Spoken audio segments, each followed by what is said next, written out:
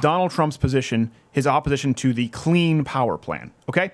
So Bernie Sanders is up in arms about that today. So is the Democratic Party, saying, how could you possibly be against the Clean Power Plan? Because just like how could you be against choice? How could you be against someone being pro-choice? They give these plans or these bills, or in this case, a series of regulations, these nice or sometimes benign sounding names. Well, how could you possibly be against that? I actually will take it one step further than most Republicans, and I think they should offer no apologies. Completely on board with decimating the Clean Power Plan, but how could you? Well, I'll explain it. But first, let's listen to Bernie Sanders say, but how could you? President Trump's anti-environmental executive orders are a disaster. They are a threat to the future of this country and to the future of the world. Ooh, someone didn't equalize their music there. Today's Energy Independence Action calls for an immediate reevaluation of the so-called Clean Power Plan. It is beyond belief that we have the leader of the most powerful country on earth not believing in science. Oh, thanks. We'll check that later, Mr. Science. Appreciate it. Okay, we'll be checking all of these numbers, so keep these in mind here. Here we go, dramatic music. Sounds like Terminator. 1,700 heart attacks per year would have been avoided. Oh, where'd you get those numbers? 90,000 asthma attacks. That sounds good. And 3,600 premature deaths. Getting a little more general. And then their final argument is, despite what the president says, destroying the Clean Power Plan would not bring back jobs. Okay? So let's unpack this a little bit. Right off the bat, wrong. Incorrect. Simple answer. 83,000 jobs in the coal sector were lost under Barack Obama's tenure. Now, listen, obviously, destroying CPP won't bring back all of those jobs. Some of those are permanent, but it certainly would bring back some of those jobs. It would give those jobs a fighting chance. So that when you just say generally, we're going to save 49 million premature deaths, and we're going to say, no, you need to give us specifics. So let's unpack some of these numbers. 2015 regulation alone of the Clean Power Plan, the Mercury, Air, and Toxic Standards Rule, let's bring this up, has cost $25.6 billion per year. Now, the estimated cost was $9.6 billion. So some would say there's a little bit discrepancy. Yeah. Yes. Well, and this is important because we'll get to a few more numbers. I never get the decimal right. I always forget to round to one! Yeah. We're going off of their projections. So we're going off of their best case scenario. If you go back to Barack Obama and his projections with whether it was a stimulus bill, it doesn't matter what it was, if you go back to those predictions, you will see that it usually ended up being 2 to 3 times the cost over the course of 10 years. Cumulatively, it could be much more than that. The Clean Power Plan has cost a total of 125,000 jobs. Jeez. Okay, and it's only really offered half of the benefits and the savings that they claim to offer. That's kind of a tricky math because they can only claim savings once you remove from the equation fracking and energy resources that actually would create savings. So I don't want to get into that too much, but we know concretely 125,000 jobs are lost. Total increased energy costs to the U.S. consumer by the year 2030 with the Clean Power Plan will be $214 billion. Total cost of the overall economy by 2030 will be over $2.5 trillion. Jeez. Again, this is by their own estimate. So if you read 2.5 trillion, it's probably more like 80 zillion. Just in case. I'm rounding up. It's a good multiplier. Yeah, get a round up. I'm rounding up. Add about 6 zeros. So we're losing jobs. Okay, there are concrete examples. We'll get into more, but jobs are being stripped. And a big reason the job loss actually hasn't been worse, by the way, is because of fracking. We'll talk about that's actually been the biggest boom of private sector job growth under Barack Obama, despite their best efforts to completely get rid of it. So what do you think happens here? We keep reducing our ability to use our own resources, okay? So take your pick. The Dakota pipeline, take your pick. Fracking, take your pick. Clean coal, whatever it is. If Barack Obama had his way, offshore drilling, if Bernie Sanders had their way all along the trail, we would have no access to our current energy reserves. Yeah. We wouldn't have enjoyed the miracle that is fracking.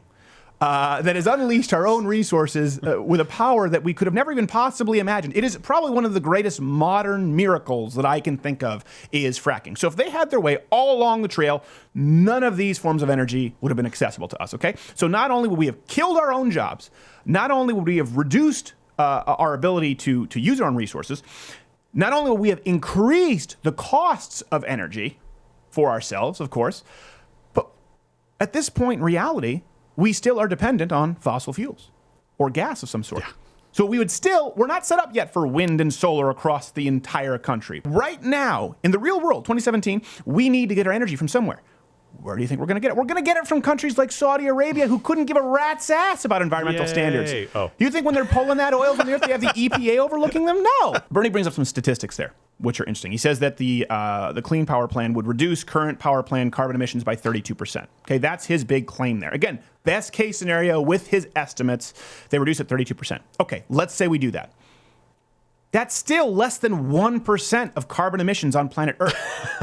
As a matter of fact, if you actually, again, his best case scenario, if you eliminated our emissions by 32% and nobody else in any other country who are burning literal piles of human shit would increase carbon emissions, let's assume that everyone else had a gentleman's agreement that we're all going to lower this, it would keep the average temperature rise according to their metrics. It would keep that rise, it would lower it by 0.02 degrees Celsius. By the year 2100. Not 0.2, right? No, 0.02. Zero. This is best case scenario, assuming with their costs. They make some claims here too that I want to get into. We don't want to get 1,700 heart attacks, 90,000 asthma attacks, 3,600 premature deaths would be. And by the way, this is again all over HuffPo and Vox. They're touting this, and people are like, oh my gosh, I can't believe. Yes, good. We're going to save lives. I was not able to find any actual resources from this, except I think they took it from the same document from the EPA that also, this reliable document, claims that your tummy troubles are caused by irregular weather patterns. Yeah. So again, this is the idea where they mock conservatives where you say, well, listen, when you're talking about climate change funding, almost everything can just be tossed under that umbrella. That's not true. It's science. And then literally you'll spend billions of dollars on a study that says he has diarrhea because of global warming. That's terrorists. Global warming. Yeah. Could you like, is that funded by Big Imodium? No. It's actually just funded by a bill. Bernie Sanders voted for the bill, and now we're funding studies on global warming and its relation to diarrhea. Oh, this is just insane. Not good enough, America. So, finally, this is something else that I find out. She slams Donald Trump. Bernie Sanders slams Donald Trump for being anti-science. Big words from a man whose party platform and original home state believe in 31 genders. He hates science! That penis is a figment of your imagination. If only there were some kind of a crystal ball If only. that we could look to, a beacon of modern clean energy, and what the results were. Thanks to our intern Sven from Germany, who's kind of weird, but we like him, we have that information. So Germany started a program in 2010 called, I don't know how to pronounce this properly, Energy Wende? Energy Wend? Vend. Vend? W is a V. Okay. Energy Vend in 2010. Bring up the overlay. People can read it so they know what they're talking about. So this is where they installed a bunch of solar panels, turbines. They tried to do away with nuclear energy. Germany used a lot of nuclear energy. As a matter of fact, in Europe, nuclear energy has been used much more than in the United States, and it's kind of not a big thing. Fukushima, and I got a little gun shy. Ouch. So turbines and solar panels. Here's the problem. It's not always sunny in Germany. Nor windy. And I will openly express my ignorance here. I don't know about you, but I have a lot of friends who use solar panels on their houses up north, and they charge up a battery, and then the battery, obviously powers the generator, and so they can store solar energy. I assumed that if we were planning on making the bedrock of our future energy policy solar and wind, I assumed that we had the ability to do that on a large scale. Turns out I was wrong. No. I gave them the benefit of the doubt. Like, well, I guess solar and wind. At first I thought, well, there's no way that could work. And then I saw a generator that worked in somebody's tiny house where he took an old shipping crate from a freighter and said, I'm going to turn this into a house with a solar panel. I thought, well, if we can do it there, we can certainly do it on a grand scale for a country. Turns out that's not true. Never mind backing up 10 years before that, where you have to mine this stuff to make it. Yeah. That takes a lot of coal energy. It takes a lot of energy Yes, it to does. create these solar panels. So there's just no way to store it. This is the reality. A lot of people assume that. I did for a period of time. There is no way to store it. So what happened in Germany? Well, you go through periods where there's not nearly enough energy, right? So everyone has to conserve it. It's kind of like California with the droughts. There's no sun, there's no wind. You're kind of screwed. And then there were periods where there would be so much sun and wind that they were wasting energy. They had a surplus. Their power grids couldn't handle it. So they would literally sell their energy in Germany at a negative price. They were paying you, please, charge your iPads, put Netflix on nonstop, put it on your TV, just leave it. The damn play next, I'm still watching button. It's not impossible. You have to click I'm still watching like every half hour. That has been a stick in our craw in Germany for so long. And we would have gotten away with it too, Netflix. So they had to sell energy for a negative price, and on its worst day, it could cost up to 20 million euros a day for them to try and pay people to take their energy. So you go through droughts, and then you go through these surpluses that you can't handle. And here's the thing, all of this pressure, right, and you see the unemployment in the United States that we would have from the Clean Power Plan. You see the unemployment that occurred under Barack Obama in our current energy sectors. You see the actual employment that was created with fracking and natural gas. And despite Barack Obama's best efforts, the labor participation force rate would be far, far lower if it weren't almost exclusively for fracking.